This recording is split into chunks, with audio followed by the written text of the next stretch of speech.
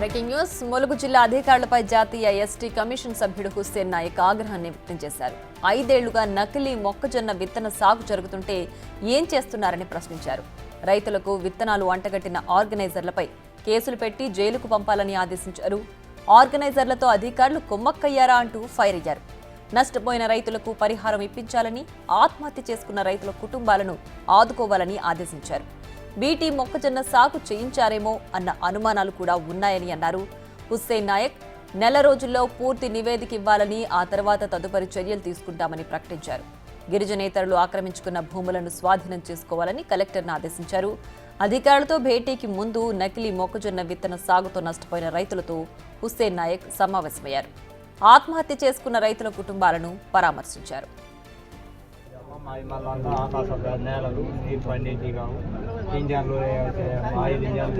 ఇక్కడ వాటర్ కూడా లేక ఆ పంట అయితేనే కొద్దిగా మళ్ళీ వచ్చే సంవత్సరం అని ఆశతోటి కాబట్టి నాసి రకపు విత్తనాలు ఇచ్చి దాదాపు ఇక్కడ 3000 ఎకరాలని కలెక్టర్ గారు చెప్పడం జరుగుతుంది. కానీ ఇంకా ఎక్కువ ఉందని ప్రజలు అంటున్నారు.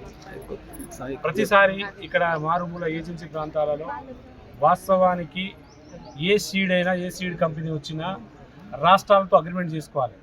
ఎక్కడెక్కడ ఇస్తున్నారు, ఎక్కడెక్కడ ఏ సీడ్ ఇస్తున్నారు, వాటి భరోసా వారికి పూర్తి సెక్యూరిటీ పెట్టుకొని ఒక అగ్రిమెంట్ ద్వారా రావాలి. కానీ అలా రాకుండా ఈ సీడ్ కంపెనీలు 4 సీడ్ కంపెనీస్ ఉన్నాయి. ఏదో హైటెక్ మైటెక్ 3-4 పేర్లు అంటున్నారు.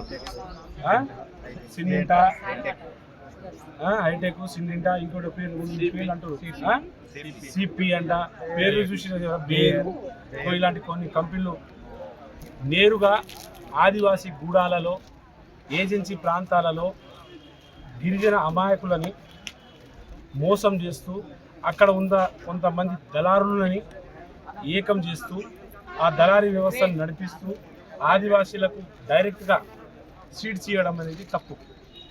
అది కూడా పేరు లేదు, ఊరు లేదు, దళారీని మధ్యలో పెడతారు. మేము ఉన్నాం గ్యారంటీ, ఈ సీడ్ పెడితే పంట బాగా వస్తుందని చెప్తున్నారు. అవసరం మీద మీకు డబ్బులు లేకపోతే మేమే పావుల పరకో పెట్టుబడి ఇస్తాం, మేము వడ్డీతో సహా మేము తర్వాత తీసుకుంటామని చెప్పరు. కానీ వడ్డీకి బారొడ్డి చక్రవడ్డీలు పెడతారు. ఇలా చేస్తూ ఆ అమాయకులతో ఒక సంతకం చేయించుకుంటారు. అప్పు ఇచ్చినట్టు సంతకం, అలాగే ఇన్సూరెన్స్ సంతకం చేయించుకుంటున్నారని చెప్తున్నారు. ఒకవేళ అది పంట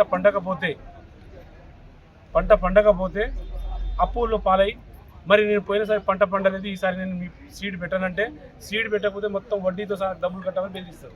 మళ్ళీ ఈసారి సీడ్ మార్చిస్తున్నా, పండితే మళ్ళీ బాగా వస్తుంది, మళ్ళీ నెక్స్ట్ టైం కడదామని చెప్పి మళ్ళీ బ్లాక్ మెయిల్ చేస్తున్నాం. ఇక్కడ ఏజెన్సీ ప్రాంతాల్లో, నాన్ ఏజెన్సీ ప్రాంతాల పర్సన్స్ ఉండడమే తప్పు, సీడ్ కంపెనీలు రావడమే తప్పు, సీడ్ కంపెనీలు చేసిన తప్పు.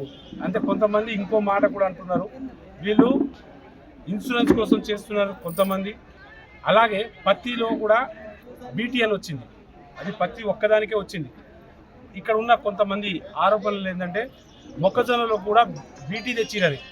బీటీ ఆహార పదార్థాల్లో బీటీ తేయకూడదు, తెస్తే చాలామంది చచ్చిపోయారు. ఇప్పుడు 2-3 చాలామంది కాలు చేతులు పడిపోతున్నారు. ఆయన కొన్ని గేదెలు, ఆవులు కూడా చనిపోయిన అంటున్నారు. అంటే ఈ మొక్కజొన్న తింటే మనిషి కూడా చనిపోతున్నాడు అని చెప్తున్నారు. అంటే ఇక్కడ ఏదో జరుగుతుంది, ఏం జరుగుతుంది అనేది దర్యాప్తు అనేది ఇప్పుడు ఈ సీడ్ కంపెనీ వాళ్ళని, ఇక్కడ సదరు జిల్లా కలెక్టర్ని అండ్ వ్యవసాయ శాఖ ఎక్కడ నిద్రపోతుంది, ఈ రాష్ట్ర అధికారులు ఏడ నిద్రపోయారు, జిల్లా అధికారులు ఏడ నిద్రపోయారు, మరి మండలాల్లో కూడా ఏ పంట పెట్టాలి, ఏం చేయాలి, రైతులు ఎలా కాపాడుకోవాలనే అధికారులు ఏం చేస్తున్నారు, ఉత్త చోద్యం చూస్తున్నారు. కాబట్టి వీళ్ళకి ఆదేశించడం జరిగింది, వితిన్ 1 మంత్లో పూర్తి నివేదిక ఇవ్వాలి. ఆ తర్వాత సీడ్స్ కంపెనీ వాళ్ళు తప్పు చేసినా అని ఒప్పుకున్నారు. కాబట్టి ఈసారి వాళ్ళు కొంత నష్టపరిహారం కూడా ఇస్తామన్నారు. సరే, ఇక్కడ ఉన్న ఏ పరిణామం ఏదైనా ఉండొచ్చు, కానీ నాసి రకం జరిగి వాళ్ళ అన్యాయం జరిగింది, కొంతమంది చావుకు కారణమైంది. కాబట్టి ఇది కంప్లైంట్ లాంచ్ అయింది. 1 మంత్లో రిపోర్ట్ వస్తుంది. ఆ రిపోర్ట్ తర్వాత వాళ్ళ యాక్షన్ అనేది ఉంటుంది. నాసి రకం